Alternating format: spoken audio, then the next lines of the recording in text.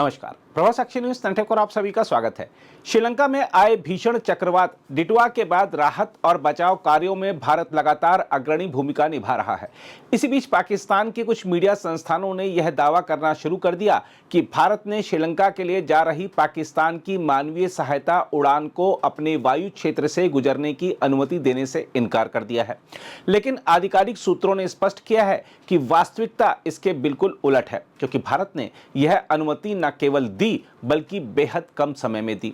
हम आपको याद दिला दें कि पहलगाम आतंकी हमले के बाद से भारत ने अपना हवाई क्षेत्र पाकिस्तान के लिए बंद कर रखा है। जहां तक ताजा विवाद की बात है तो आपको बता दें कि भारत सरकार ने एक बयान में बताया है कि पाकिस्तान ने 1 दिसंबर को दोपहर लगभग 1 बजे राहत सामग्री लेकर श्रीलंका जा रही उड़ान के लिए ओवरफ्लाइट की औपचारिक अनुमति मांगी थी। भारत ने मानवीय संकट की गंभीरता को देखते हुए केवल 4 घंटे के भीतर अनुमति जारी कर दी और शाम 5:30 बजे पाकिस्तान को इसकी आधिकारिक सूचना भेज दी।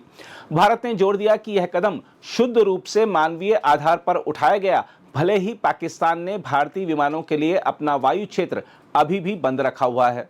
सरकारी सूत्रों ने पाकिस्तानी मीडिया में चल रहे दावों को बेवजह का प्रोपेगेंडा और भ्रामक रिपोर्टिंग बताते हुए कहा कि भारत के निर्णय स्थापित अंतर्राष्ट्रीय मानकों, तकनीकी मूल्यांकन और सुरक्षा प्रक्रियाओं के आधार पर लिए जाते हैं, न कि किसी प्रतिद्वंदिता के आधार पर।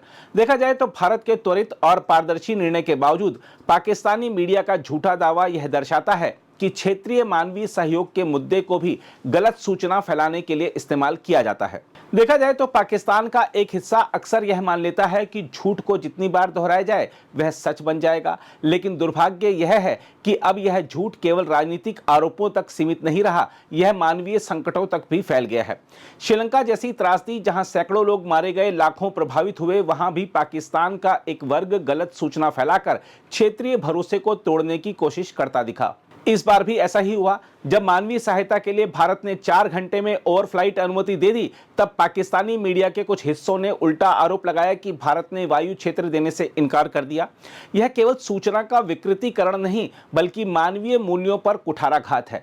पाकिस्तान का इतिहास इस तरह की कहानियों से भरा पड़ा है। आतंकवाद पर झूठ, सर्जिकल स्ट्राइक पर झूठ, बालाकोट पर झूठ, अंतर्राष्ट्रीय मंचों पर झूठ और अब तो मानवीय सहायता जैसे संवेदनशील मुद्दों पर भी झूठ। एक राष्ट्र जब अपनी छवि सुधारने की कोशिश करने की बजाय दूसरों पर निराधार आरोप लगाने में ऊर्जा खर्च करता है तो वह विश्वसनीयता खो देता है। सच्चाई यह है कि दक्षिण एशिया में जब भी कोई आपदा आती है, भारत ही सबसे पहले मदद के लिए आगे बढ़ता है। चाहे वह नेपाल का भूकंप हो, मालदीव का जल संकट हो या श्रीलंका की मौजूदा त्रासदी, इस क्षेत्र में भारत की फर्स्ट रिस्पॉन्डर की भूमिका केवल कूटनीति नहीं बल्कि पड़ोसी धर्म और मानवता की भावना है। दूसरी ओर पाकिस्तान अपनी घरेलू अव्यवस्थाओं, आर्थिक संकट और वैश्विक अलगाव से ध्यान हटाने के लिए अक्सर झूठे कथानक गढ़ता है। मानवीय राहत के बीच ऐसा न सिर्फ अपरिपक्वता है बल्कि नैतिक दिवालियापन भी है।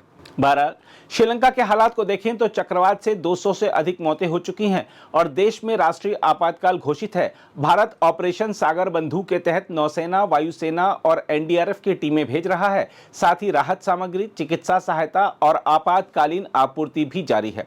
प्रधानमंत्री नरेंद्र मोदी ने श्रीलंका के राष्ट्रपति अनुराग कुमारा दिसानायके से फोन पर बात कर संवेदना व्यक्त की और आश्वासन दिया कि भारत इस कठिन समय में पहला प्रतिकर्ता यानी फर्स्ट रेस्पॉन्डर बना रहेगा। श्रीलंकाई राष्ट्रपति ने भारत की तेज प्रतिक्रिया और व्यापक मदद के लिए गहरी कृतज्ञता जताई है। अगर आप भी लेना चाहते हैं देश दुनिया की तमाम जानकारी तो आज ही सब्सक्राइब करें हमारे चैनल को। साथ ही नीचे दिए बेल आइकन को जरूर दबाएं ताकि हर अपडेट आप तक पहुंच सके।